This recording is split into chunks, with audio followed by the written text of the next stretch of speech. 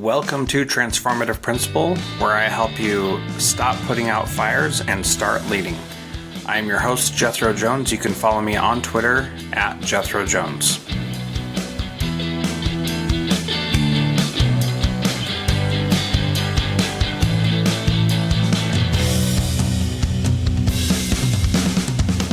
Welcome to Transformative Principal. I am excited to have on the program today Melissa Sherman. She grew up in rural Virginia, playing in the woods and the streams.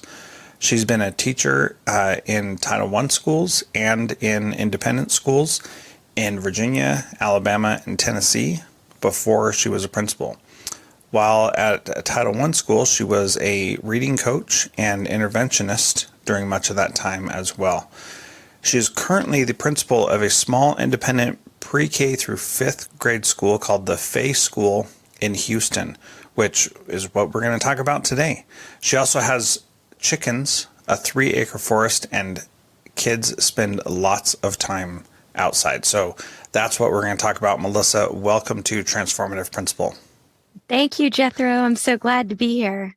Well, I'm excited to have you. This is going to be a great conversation, and it's pretty cool when a school can have chickens, a 3-acre forest, and lots of time for kids outside. And I'm sure it doesn't hurt that you live in Houston, where the weather's nicer than in the northern parts of the United States. But tell us a little bit about what you're doing at your school that's so focused on being outside. Yeah, so I think, a lot of people during the pandemic realized that going outside was both good for kids and their mental health and also good for all of our physical health as we navigated how to return to school safely. We were a little bit ahead of the curve. We had some things going for us that maybe some other schools didn't have right away.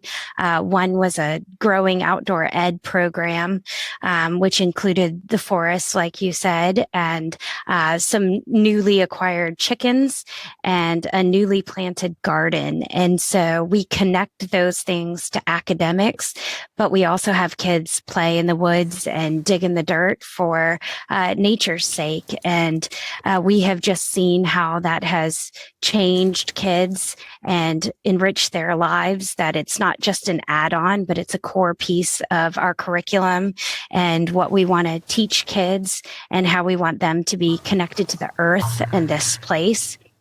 Houston is the 4th largest city in America. It is huge and it is filled with a lot of concrete. And our school is built on our founder, Marie Fay of Nockety's childhood home. And so we have 9 acres around her childhood home and a few academic buildings. And so our kids have the opportunity to eat outside every day, to walk outside, to go to their specials classes, to have forest recess, and some outdoor education classes. Well, I love that you call it forest recess, which that sounds a lot better than regular recess. It is, and it's safer. The incidence of injury in forest recess, although a lot of people would consider a lot of the dangers of sticks and roots and snakes and all the poison ivy and all of that, we have found, and research bears out, that kids get hurt less often in the forest than they do on traditional playground equipment. That is just so fascinating to me, because it seems like that would not be the case. But I imagine you probably do a lot of teaching of what poison ivy looks like and how to watch out for snakes and things like that. Can you talk a little bit about that? Sure. So we have one basic rule: take care of yourself, each other in this place. And we drill that down a little bit more, but that's our shorthand of what we say to the kids before each forest recess. When 30-some first graders clomp out into the woods, the snakes leave pretty quickly. The only time I've seen snakes out there is when I've been out there alone and quiet by myself, or just with with another adult. Our kids can identify poison ivy. They know how to walk down steep inclines. So we do a lot of orientation at the beginning of the school year for teachers and kids, just to remind each other there's different dangers out there, just like there are different dangers crossing the street or in any other place we go to. Yeah, I like that approach of that one simple rule of taking care of yourself, each other in this place. I think that's a good place to start. And then recognizing that, we had a similar thing when I lived up in Alaska, where when our family would go out hiking, we had to be worried about bears. But just the fact that we had 4 young kids who were yelling and screaming and running around, that made the bears want to be far away from us. And so we didn't have any issues at all when we were out hiking. It was only when we were like fishing somewhere and we were quiet and focused on fishing and concentrating that we'd start to have issues because we weren't letting the bears know where we were. So those simple things of just being a human being gets a lot of things that could hurt us away right from the word go, which is pretty cool. You talked a little bit about the research bearing out that it's safer in that. What are some other research-based practices that you implement as it relates to being outside? Well, one book that has really influenced me is by a man named Rich Louv. He wrote a book several years ago called Last Child in the Woods. And he describes this nature deficit disorder, how childhood has had a great migration inside, and our children are suffering from it with increased anxiety, with disconnectedness to nature and animals. And so we have learned from his work and from David Sobel and other people's work that there are less rates of ADHD and anxiety. Attention is restored when kids are outside. I have seen confidence just shine with kids. I was lucky enough when I was a teacher to teach at a school that had a naturalist program. And I was teaching second grade at the time, and had a girl in my class who was dyslexic and had a lot of awareness about how other people were learning to read and write quicker than she was, and had a lot of anxiety because of it. But when I took her out in the woods, she was a completely different child, so much so that one day while sitting on the edge of a pond, she reached into the pond and picked a fish out. She was just that calm. Yeah, just that calm but next to a pond. But in the classroom, she had a lot of anxiety about who she was and her place and her confidence. But she knew, and I knew her parents, they took her outside a lot, and she had a lot of confidence there, and she had a lot of peace out there. And so the opportunity to give kids a place to be a leader where maybe they can't be in the classroom is just really an amazing opportunity. And I personally want to make sure all children can play. There's an organization called Free Forest Schools, freeforestschools.org. And I've learned a lot from them about what kids get out of being in nature. There's intellectual benefits of kids who go outside more, have higher test scores. They have better core muscle skills because they climb trees. And, these are things that we all worry about with our children. And it also says that kids, have a proclivity towards being nurturing.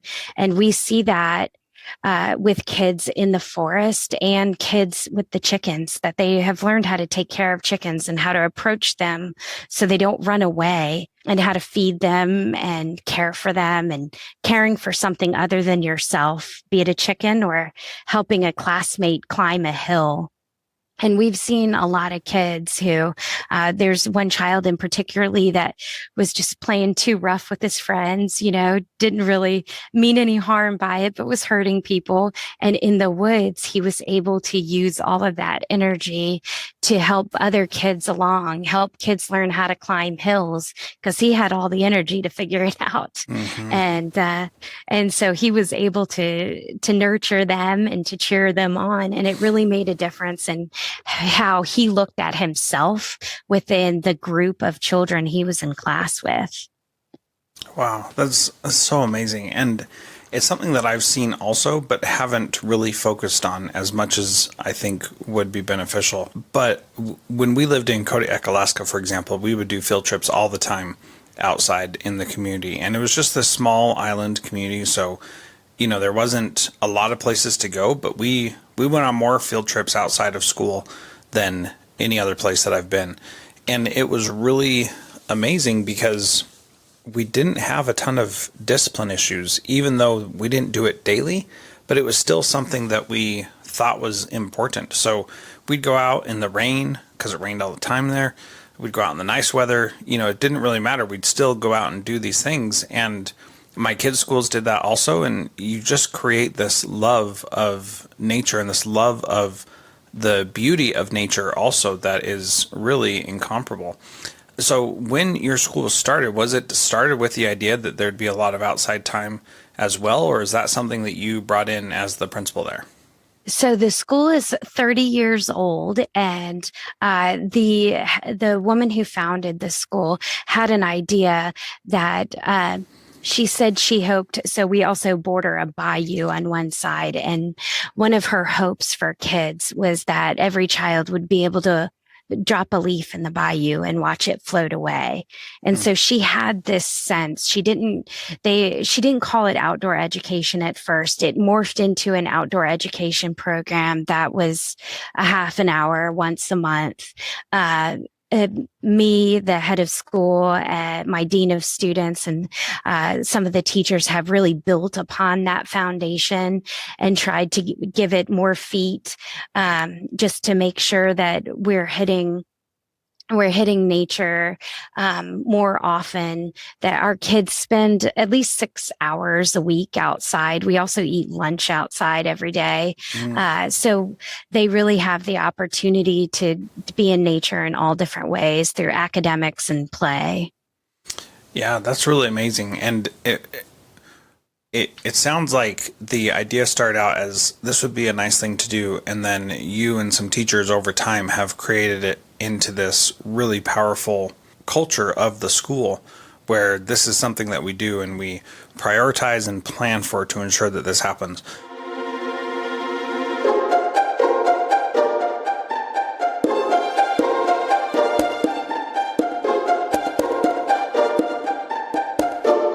You and I both know how important it is to read. Reading opens doors for everyone. But reading can be hard, and learning to read can be even harder, especially if you don't have high-quality, fun decodables. The Just Right Reader decodables utilize the science of reading to make it enjoyable and funny. Not only that, but these books feature diverse characters so kids see themselves in the books. There's over 100 books for each grade level. Check it out today at justrightreader.com. That's justrightreader.com.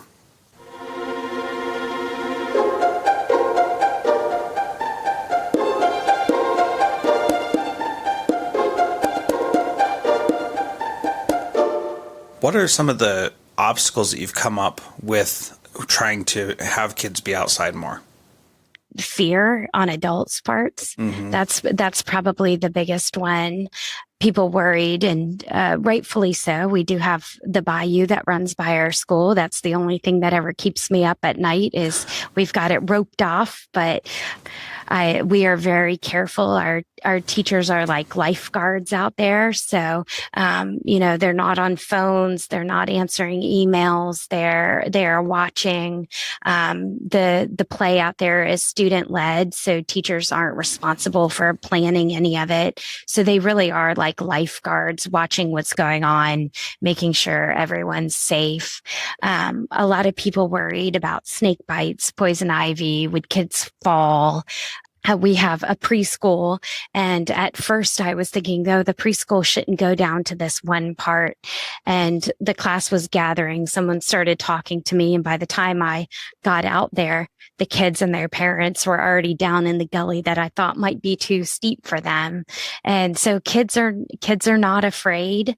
Even the ones who are cautious about it, with encouragement and scaffolded support, they are willing to take that on. And and then just helping people see that this is different than recess on the playground. There's not tag in the woods. We have lots of roots that you can trip on. It's imaginative play. It's discovery. And, kids, I always try not to be like the kids today kind of principal. But kids don't play as much open-ended imagination play as they did when we were kids. And so they're not used to being set free in the woods. I had a child at a former school who, second grade, knew all of his division timetables, could do anything you can imagine with fractions, but he stood on the edge of the forest watching other kids play because he just did not have that kind of open-ended play experience, too scheduled. And so just getting people used to this different mindset has been the biggest hurdle. But as soon as people get out there themselves, as soon as they see kids out there, it's undeniable how much the kids get out of being outside. Yeah, that's really powerful. It's what I've seen as well in my work also. So what are some of the benefits back in the classroom that you've seen? You say it's undeniable that there are benefits. So what are some of the things that you notice that, in your, over 17 years of being in other schools, what are some of those things? I think that some of it is just being able to get a lot of your energy out. So you're ready to focus and you're ready to be calm. We connect a lot of our science to the forest and the chickens and the garden. I really love place-based science. I think it makes it really meaningful for kids. And so I think when they get back in the classroom, they have a little bit of an understanding base to build knowledge upon. One of our grades studies erosion, and they had done some science experiments in the forest where the teacher had them build mud sculptures, and he poured water over top of them and then had them reinforce it with sticks and leaves and things that they found in the forest, and then poured it over again.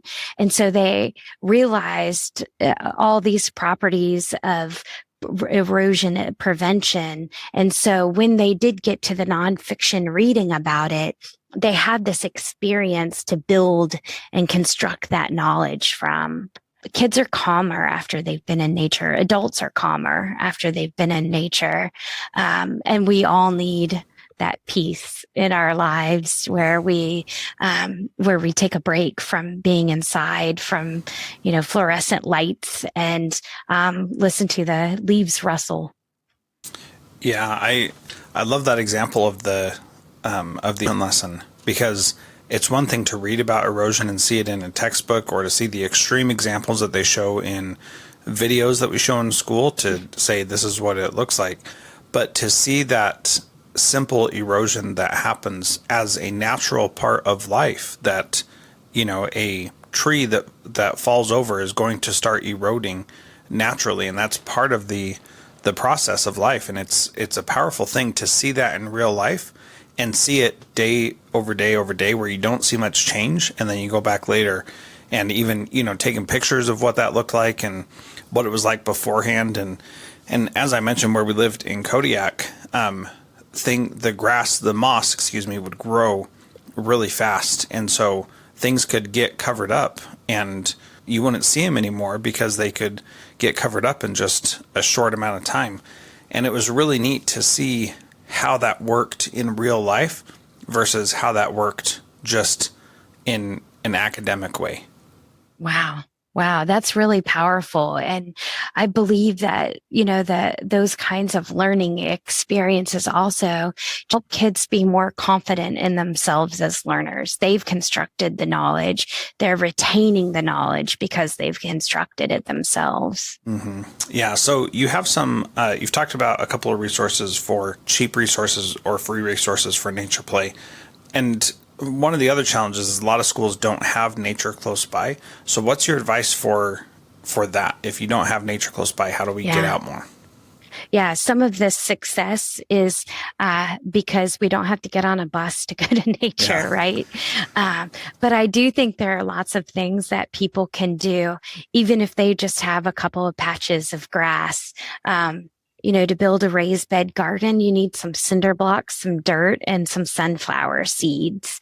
And, you can start with one grade level who is studying plants, or a couple of kids who need some help self-regulating, and get them outside and get their hands dirty and get them in the dirt. A lot of state parks have free or very low cost field trips. And I think considering some of those places instead of performances, which are also important in the arts, and pumpkin patches and things like that. But getting kids out into a state park where there are lots of trees is just really cheap. And it doesn't take a lot to do that. And it can really open some kids' eyes to what maybe is not available to them in their neighborhood. Hmm. Yeah, definitely the state parks is a great idea because they want people to be using those, And if you take a busload of kids there, there's a chance that the kids will go back and tell their parents, "We went to this place, we should go there again." And that certainly happened in my family, that we didn't know about a specific state park, and then we saw that from the kids going on a field trip there, and that's a really good idea and a good suggestion, that it really is the cost of the buses and maybe a use or access fee, and that's pretty much it, of which I'm sure most state parks will say, "Oh, you're a school doing a field trip, well, it only costs this much," and you can work that out. So definitely worth it to have those conversations. So the other thing I like is the idea about building a raised flower bed or raised garden. We built a community garden at one of my schools, and actually, we built gardens at every school that I was at, now that I think about it, because it's really easy and fun to do, and a worthwhile activity for everybody involved. And do you have a garden at your school also? Yes. So we have 8 raised bed gardens, and we have a master gardener that comes in that does the majority of the teaching. And there, our kids tasted broccoli and lettuce last week that they had planted a couple months ago. And as for we were talking about funding, she goes to lots of different types of schools, and some of them pay her through a PTO fund and grants. And she comes in regularly for lessons. And then the kids also visit the garden. And we've had some adults who have had aha moments about what our food looks like before it shows up in the grocery shelves. And I think that is really exciting because the kids are seeing the adults learn at the same time and realizing, that lesson we always want, that we don't have to be the ones with all the answers. We can learn alongside you and make some discoveries of our own. Yeah, I love that example, and I love it when kids can see adults figuring things out at the same time, which is a really fun thing for kids to experience. So one of the other things that I wanted to talk about briefly is I've had Craig Randall on the program, and he connected us because he's been doing some work with you on trust-based observations. And this is not about being outside or anything like that, but can you talk a little bit about that experience and what that's been like for you and your teachers? Yes, that has been probably the most powerful experience of mine, coming from a teacher to a principal. My first principal was pretty rough on me in my first teacher observations, so much so that I would get lightheaded when he would come into my room. Yikes. And just made it very high stakes. And what Craig's book, Trust-Based Observations, really showed me was that this can be a tool for building relationships. Sometimes it's hard as a principal to know every single teacher individually. And, I am observing between 5 and 8 teachers a week. for 20 minutes and then having a reflective conversation the next day. And every time I do it, I learn a little bit more about each individual teacher, both their strengths and challenges as a teacher, but also to know them professionally. And building that trust, I think, is just the foundation of being able to make suggestions in people's teaching. And that is not to say that I know a lot more than anyone else. I taught for 17 years, so I do know a bit about teaching, and taught preschool through 8th grade. So I've done a little bit of everything. But being able to see things that people can't see in themselves and point it out to them has been really valuable. I had a teacher say, "Oh, it's hard with these young kids to get higher order thinking questions in there when you're looking at blooms." And I was able to scroll down in the observation form and show her that she's doing a lot of higher order thinking questions with her little kids. She just wasn't realizing it because it's so ingrained in who she is as a fabulous teacher. And so we started that in October. And so we are on our second and third observations of teachers. And I've never experienced that as a teacher, to have a principal come into my classroom and notice me 2 or 3 times in a school year. And we're not even halfway through the school year. Yeah. And so I'm really excited about that. Next year, we're going to start groups of teachers to study different things they want to improve upon, to make goals. And I'm already noticing teacher leaders that are going to emerge and be able to lead those. So it's not me as the sage on the stage. But each teacher will be able to have some real leadership opportunities. Yeah, that's really great. I appreciate you sharing that. The final question I'd like to ask is, what is one thing a principal can do this week to be a transformative principal like you, Melissa? I go to recess.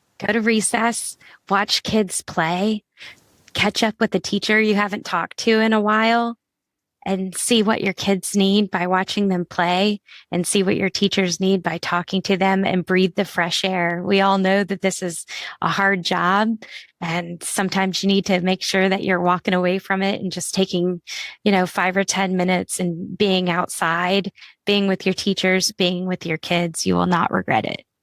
Yeah, brilliant advice. Well, thank you so much for being part of this today. It's been great to chat with you and learn from you. Thank you for taking the time and for sharing your wisdom with our listeners. Thank you for having me.